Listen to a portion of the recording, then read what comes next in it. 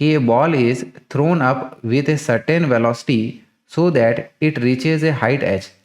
एक बॉल को कुछ एक वेलोसिटी से फेंका गया है ताकि ये हमारा एच हाइट तक पहुंचे, मैक्सिमम हाइट हमारी एच कवर कर रहा है, ये कहा गया है। Find the ratio of the two different times of the ball reaching h/3 in both the directions. तो हमें बताना है कि जो दो टाइम इंटरवल्स मिलेंगे जिस दौरान पर बॉल हमारी h/3 हाइट पर होगी, उनका रेशियो क्या होगा, T1/T2 क्या होगा, ये हमें बताना है। तो डियर स्टूडेंट, सबसे पहले तो सवाल सॉल्व करने से पहले सवाल का पूरी तरह से मतलब समझिएगा।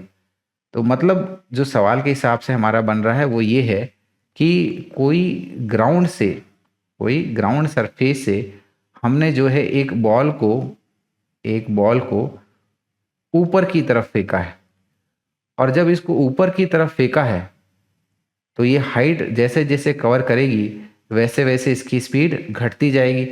घटते घटते घटते घटते एक पर्टिकुलर पॉइंट पर जब उसकी स्पीड 0 हो जाएगी तो उसकी हाइट हमारी मैक्सिमम मानी जाएगी, है ना। और फिर वहाँ से मैक्सिमम हाइट से ये वापस नीचे आना शुरू कर देगी और आते आते वापस उसी पॉइंट पर ग्राउंड को हिट कर देगी उसी स्पीड के साथ जिस स्पीड से इसको फेंका गया था। तो ये हमें दिया गया है कि इस बॉल ने ग्राउंड से लेके, है ना, मैक्सिमम हाइट तक ये हमारी एच कवर करी। तो यहाँ पर बोला गया है कि किसी पर्टिकुलर दौरान पर ये हमारी जो बॉल है, लेट अस से जाते टाइम पर ये h/3 हाइट पर है ना। इस दौरान पर लेट अस से इसने जब इसको फेंका गया और यहाँ पर पहुँचते टाइम इसने जो टाइम है वो T1 लिया, तो यहाँ से जाके वापस रिटर्न कर रही है तो वापस उसी पॉइंट पर आ रही है, राइट, उस पॉइंट पर, यानी कि हाइट हमारी ग्राउंड से h/3 हाइट पर पहुँच रही है।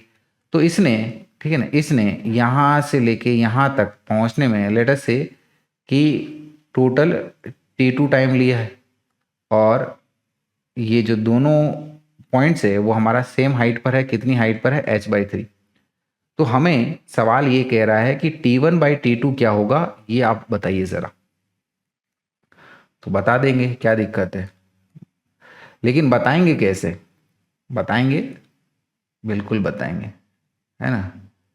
तो देखिएगा, यहाँ पर ये हमारा इनिशियल पॉइंट ए ले लीजिएगा, फिर ये बी पॉइंट, ये हमारा सी पॉइंट, ये हमारा डी पॉइंट, और फाइनली ये ई पॉइंट, राइट। तो अब देखिएगा, ये जो है h/3 हाइट पर दो टाइम इंटरवल्स पर पहुंच रहा है, यानी कि डिस्प्लेसमेंट हमारा h/3 है। तो h/3 डिस्प्लेसमेंट के लिए हमें दो टाइम मिल रहा है। तो डियर स्टूडेंट्स, यहाँ पर क्यों ना हम लोग हमारी सेकंड इक्वेशन ऑफ मोशन लगा दें। सेकंड इक्वेशन ऑफ मोशन क्या कहती है, h is equal to u t plus half AT square, ठीक है ना, AT स्क्वायर, ठीक है ना। अब देखिएगा डियर स्टूडेंट्स, दो डायरेक्शन है हमारे पास, एक ऊपर वाली और एक नीचे वाली। ऊपर वाली को पॉजिटिव और नीचे वाले को नेगेटिव मानिएगा, और थ्रू आउट द मोशन यहाँ पर एक्सेलरेशन ड्यू टू ग्रेविटी जो g है वो नीचे की तरफ लग रहा है, यानी कि -g, ये एक्सेलरेशन इसके ऊपर लग रहा है। डिस्प्लेसमेंट हमारा ऊपर की तरफ है ना, कितना है, +h/3। इनिशियल स्पीड क्या है, ये हमारी बॉल जो है मैक्सिमम h हाइट इसने कवर करी है, तो डेफिनेटली इसकी इनिशियल स्पीड जो है वो हमारी √2gh है। इसको हम लोग इस तरीके से बोल सकते हैं, ठीक है।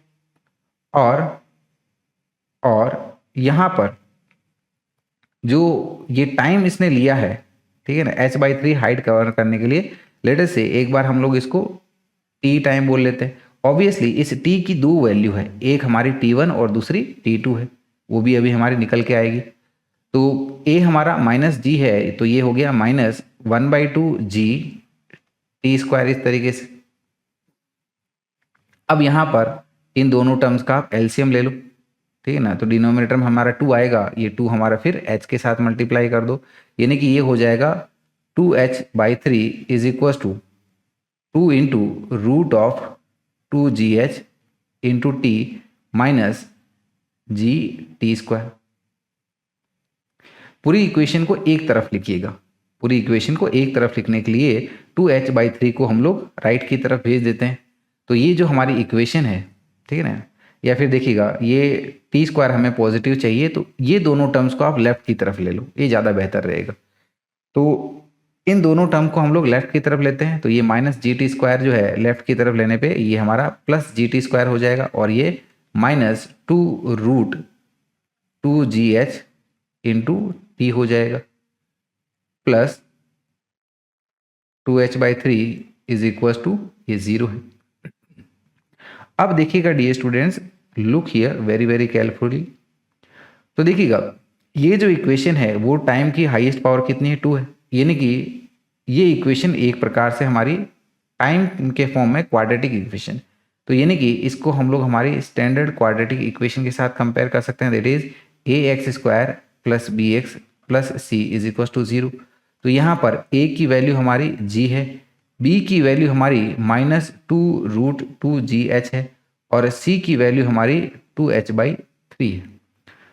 तो हम लोग कह सकते हैं कि a की वैल्यू हमारी g है, b की वैल्यू हमारी -2√2gh है, और c की वैल्यू हमारी 2h/3 है। ठीक है, तो यहाँ पर जो t की दो रूट्स या फिर t का जो सॉल्यूशन है, ठीक है ना, it is given by t is equal to -b + -√b² - 4ac/2a होता है। ठीक है, तो यही करते हैं, यानी कि t जो है ये हमारा क्या है, -b + -√b² - 4ac/2a।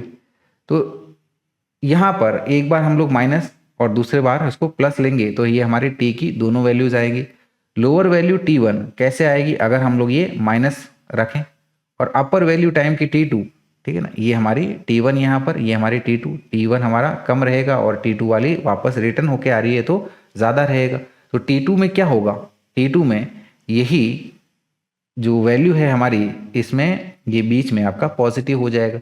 हमें तो डियर स्टूडेंट्स क्या करना है, t1 अपॉन में t2 करना है। तो बस अब आप, ठीक है ना, यहाँ पर t1 की वैल्यू के लिए ये प्लस माइनस में ये माइनस साइन रखिएगा, और बाकी जो वैल्यूज़ है वो हमने यहाँ पर लिखी है, उनको अब यहाँ पर इस इक्वेशन में सब्सटीट्यूट करते जाइएगा। तो यहाँ पर सबसे पहले हमारा क्या है, माइनस भी है, तो माइनस ऑफ माइनस यानी कि प्लस हो जाएगा, और ये क्या हो जाएगा हमारे पास में 2√2gh, ठीक है ना, t1 यानी कि हमें माइनस साइन लेना है, अंडर रूट में b² यानी कि -2√2gh ये स्क्वायर करना है, माइनस ऑफ 4ac, a हमारा क्या है, a हमारा g है और c है 2h/3, तो ये हो जाएगा इंटू g इंटू 2h/3, ये हमारा अंडर रूट में, ठीक है, इस तरीके से होल डिवाइडेड विद 2a हमारा g है, तो ये देखिए ये हमारा 2g हो गया, इंटू, ठीक है ना, इंटू, अब देखिएगा डिवाइडेड बाई t2 करना है, तो यानी कि इंटू करके, ठीक है ना, t2 का रेसिप्रोकल लिख लो, और t2 क्या है, ये माइनस की जगह आपका प्लस है, यानी कि ये माइनस की जगह हमें बस प्लस करना है, तो इसका रेसिप्रोकल, ठीक है, ये हो गया 2g, ठीक है ना, अपॉन में, ठीक है ना, ये हम लोग लिख सकते हैं एज 2√2gh, ठीक है ना, ये माइनस की जगह क्या लिखना रहेगा, प्लस अंडर रूट में -2√2gh इसका square minus 4g into 2h/3, ये हमारा अंडर रूट में आ रहा है। तो यहाँ पर ये 2g से आप 2g को उड़ा दो, है ना, तो ये जो हमारी वैल्यू है देखिएगा ये हो जाएगी 2√2gh माइनस में अंडर रूट में, ठीक है, इसका स्क्वायर करना है, तो 2 का स्क्वायर 4, √2 का स्क्वायर 2, यानी कि 4 इंटू 2 हमारा 8 हो जाएगा, और ये रूट हट जाएगा, यानी कि आ जाएगा 8gh, ये माइनस 8gh/3, 8gh/3, ये हमारा अंडर रूट में। तो ऑब्वियसली ठीक है, नीचे वाला टर्म भी हमारा यही रहेगा, बस माइनस में ये आपका प्लस रहेगा, ये माइनस की जगह प्लस रहेगा, तो ये हो जाएगा 2 into √2GH plus under root में ये 8GH माइनस 8GH/3, ये पूरा हमारा अंडर रूट में। तो देखिएगा डियर स्टूडेंट्स, देखिए अगर हम लोग इस 2 को अंदर लें तो ये आपका 4 हो जाएगा, 4 इंटू 2 यानी कि 8GH। तो √2 इंटू √2GH बोलो या फिर √8GH बोलो, एक ही बात है। तो क्या कर सकते हैं हम लोग, ठीक है ना, यहाँ पर ये जो √8GH है, ठीक है ना, इसको हम लोग कॉमन लेके कैंसिल आउट कर सकते हैं, यानी कि ये √8GH या फिर 2√2GH, ये 8GH, ठीक है ना, ये हमारा 8GH, ये हमारा 8√8GH, ये √8GH और ये √8GH कॉमन लेके हम लोग कैंसिल आउट कर लेते हैं। तो देखिएगा यानी कि ये वाला जो हमारा टर्म रहे बचेगा, ये क्या आ रहा है, ये तो हमारा 1 हो गया, 1 माइनस, ठीक है ना, 1 माइनस ये यहाँ पर क्या बचा, 1 माइनस 1/3 यानी कि ये 2/3 हो गया अंदर में, √2/3। तो ऑब्वियसली नीचे भी आपका यही आना है, बस माइनस की जगह प्लस, तो ये हो जाएगा 1 प्लस √2/3 इस तरीके से। एलसीएम लेके सॉल्व कर लो न्यूमरेटर को, तो ये हो जाएगा हमारा √3 माइनस √2 डिवाइडेड बाई √3, और डिनोमिनेटर में एलसीएम लेंगे तो ये हो जाएगा √3 प्लस √2 डिवाइडेड बाई √3। तो यहाँ पर ये √3 को √3 से कैंसिल आउट करिएगा, यानी कि अब ये फाइनली हमारा बन जाएगा as √3 minus √2 divided with √3 plus √2 इस तरीके से, है ना।